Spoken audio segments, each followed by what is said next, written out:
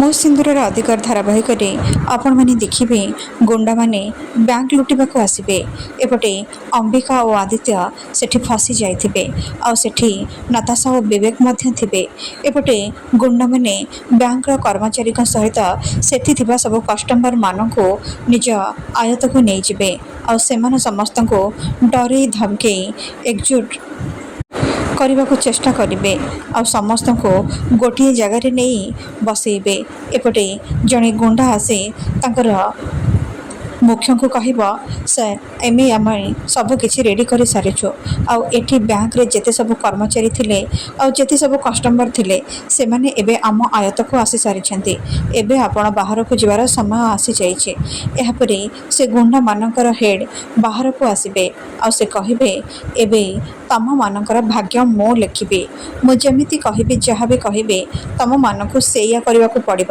ଆଉ କେହି ଯଦି ପାଟି ଖୋଲିକି ଅଧିକ ଚାଲାକି କରିବାକୁ ଚେଷ୍ଟା କରେ ତାକୁ ଜୀବନରୁ ମାରିବାକୁ ମୁଁ ପଛେଇବିନି। ଏବେ ତମେମାନେ ସମସ୍ତେ ମୋତେ କୁହ, ଏଠି ତମ ବ୍ୟାଙ୍କର ସବୁଠାରୁ ଫେମସ୍ କଷ୍ଟମର କିଏ? ଏପଟେ ବ୍ୟାଙ୍କରେ ଥିବା ସେ ଲେଡି ଏମ୍ପ୍ଲୟି କହିବେ, ମୁଁ ଯଦି ଆପଣଙ୍କୁ ବ୍ୟାଙ୍କର ସବୁଠାରୁ ଫେମସ୍ କଷ୍ଟମରଙ୍କ ବିଷୟରେ କହିଦିଏ ତାହେଲେ କ'ଣ ଆପଣ ମୋତେ ଛାଡ଼ିଦେବେ?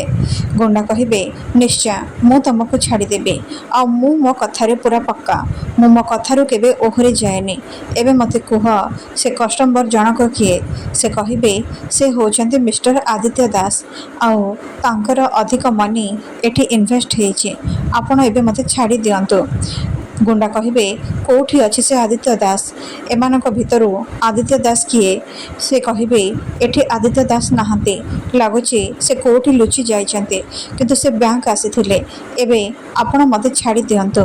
ଗୁଣ୍ଡା କହିବେ, ତାହେଲେ ଠିକ୍ ଅଛି, ତମେ ଏବେ ଏଠୁ ଯାଇପାର। ଏପଟେ ଲେଡି ଏମ୍ପ୍ଲୟି ସେଠୁ ଯିବା ସମୟରେ ଗୁଣ୍ଡା ତାଙ୍କୁ ଗୁଳି କରି ମାରିଦେବେ। ଏପଟେ ଅନ୍ୟମାନେ ସମସ୍ତେ ଅଧିକ ଭୟଭୀତ ହେଇଯିବେ। ଏପଟେ ଅମ୍ବିକା କହିବେ, ମିଷ୍ଟର ଦାସ ଆମକୁ ହୁସିଆର ହେଇ କାମ କରିବାକୁ ପଡ଼ିବ। ସେ ଟେରୋରିଷ୍ଟମାନେ ଏବେ ଏ ବ୍ୟାଙ୍କ ଲୁଟିବାକୁ ଆସିଛନ୍ତି ଆଉ ସେମାନେ ଏଇଠି ଅଛନ୍ତି। ଯଦି ସେମାନେ ଦେଖିଦିଅନ୍ତି କି ଆମେ ଏଠି ଅଛନ୍ତି ବୋଲି ତାହେଲେ ଆମକୁ ବି ସେମାନେ ଧରିନେବେ।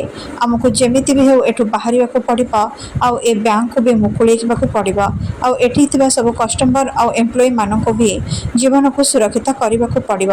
ଆଦିତ୍ୟ କହିବେ, ତମେ ଏକଦମ ଠିକ୍ କଥା କହିଛ ଅମ୍ବିକା। ଏବେ ଆମକୁ ଏମିତି ହିଁ କରିବାକୁ ପଡ଼ିବ। ଏହାପରେ ସେ ଗୁଣ୍ଡାମାନଙ୍କ କବଳରୁ ମୁକୁଳିବାକୁ ସେଠୁ ବାହାରକୁ ବାହାରିବାକୁ ଚେଷ୍ଟା କରିବେ। ଏପଟେ ଗୁଣ୍ଡା କହିବେ, ଏବେ ଏ ବ୍ୟାଙ୍କରେ ଅନ୍ୟ କିଛି ଲୋକ ବି ରହିଯାଇଛନ୍ତି। ସେମାନଙ୍କୁ ଶୀଘ୍ର ଖୋଜିକି ଏକାଠି କର।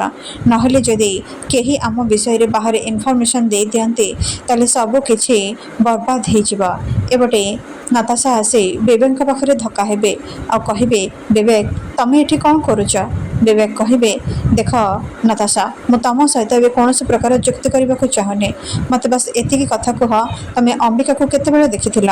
ନତାଶା କହିବେ, ଅମ୍ବିକାକୁ ମୁଁ ଦେଖିନି। ଆଉ ହଁ, ଯଦି ବି ଅମ୍ବିକା ଏଠି ଥିବ ନା ତାହେଲେ ସେ ତ ଏଡିଙ୍କ ସହିତ ଥିବ। କାହିଁକିନା ଏବେ ତ ଅମ୍ବିକାକୁ ସେଇଠି ଦେଖିବାକୁ ମିଳୁଛି ଯେଉଁଠି ଏଡି ରହୁଛନ୍ତି।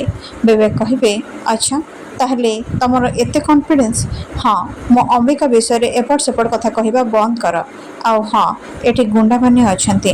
ନିଜେ କେମିତି ବଞ୍ଚିକି ଯିବ ସେ ବିଷୟରେ ଚିନ୍ତା କର। ନତାଶା ଭାବିବେ, ମୁଁ ତ ଏଇଆ ହିଁ ଚାହୁଁଥିଲି। ସେ ଅମ୍ବିକାକୁ କେମିତି ମୁଁ ମୋ ରାସ୍ତାରୁ ହଟେଇବି। ବହୁତ ଚେଷ୍ଟା କରିସାରିଲିଣି, ସବୁ ଚେଷ୍ଟା ବିଫଳ ଯାଇଛି। ହେଲେ ଏଥର ସେ ଗୁଣ୍ଡାମାନଙ୍କ ଦ୍ୱାରା ସେ ଅମ୍ବିକା ହିଁ ମରିବ। ମୋତେ ଏଠୁ ଯେମିତି ବି ହେଲେ ବାହାରିକି ଯିବାକୁ ପଡ଼ିବ। ଆଉ ଯଦି ଏ ବିବେକର ସବୁ ପଛ କଥା ମନେ ପଡ଼ିଯାଏ ନା ତାହେଲେ ଇଏ ମୋତେ ଛାଡ଼ିବନି। ମୋତେ ୟାଠୁ ଦୂରେଇକି ରହିବାକୁ ପଡ଼ିବ। ଏହାପରେ ସେ ବିବେକ ପାଖରୁ ଦୂରେଇ ଯିବେ। ଏପଟେ ଗୁଣ୍ଡାମାନେ ପୁରା ବ୍ୟାଙ୍କରେ ଖୋଜିବେ କିନ୍ତୁ କାହାକୁ କେଉଁଠି ପାଇବେନି। ଏପଟେ ଅମ୍ବିକା କହିବେ, ଆମକୁ ଯେମିତି ବି ହେଉ ଏ ଗୁଣ୍ଡାମାନଙ୍କ କବଳରୁ ମୁକୁଳିବାକୁ ପଡ଼ିବ। ଏହାପରେ ସେମାନେ ଏକ ଲ୍ୟାଣ୍ଡ ଫୋନ୍ ଦେଖିବେ ଆଉ ଆଦି କହିବେ, ମିସ୍ ଅମ୍ବିକା ଏବେ ଗୋଟେ ଆଇଡ଼ିଆ ମିଳିଗଲା। ଆମେ ଏ ଲ୍ୟାଣ୍ଡ ଫୋନ୍ ସାହାଯ୍ୟରେ ପୋଲିସ ଷ୍ଟେସନକୁ ଖବର ଦେଇପାରିବା ଆଉ ପୋଲିସକୁ ଏଠିକି ଡାକିପାରିବା। ଏହାପରେ ସେମାନେ ପୋଲିସକୁ ଫୋନ୍ କରିବେ। ଏପଟେ ଗୁଣ୍ଡା କହିବେ, ସାମାନ୍ୟ ଗୋଟେ ମ୍ୟାନେଜରକୁ ସମ୍ଭାଳି ପାରୁନୁ, ତୁ କ'ଣ କରୁଛୁ? अरे से मैनेजर पाखरे ही लकर चाबी थिला। एबे हमें बैंक को केमिति लुटिबा? शीघ्र से मैनेजर को खोजिके बाहर कर आउ ता भितरु ताकू जेमिति भी हेले से चाबी विषय पचार आउ हाँ जेमिति ए विषय आउ केही भी न जानते। पुलिस ए घटनार सत्यता विषय जानिब सत किंतु सेतेबेले जेतेबेले आमे चाहिबा ता पूर्वरु केही भी जेमिति न जानिबा दरकार नले हमर सब प्लान बर्बाद हो जिबा। एबे बैंक रो सब नेटवर्क जाइकी काटी दिया। एपटे आदित्य पुलिस को फोन करने को जावा बेले गुंडा आसी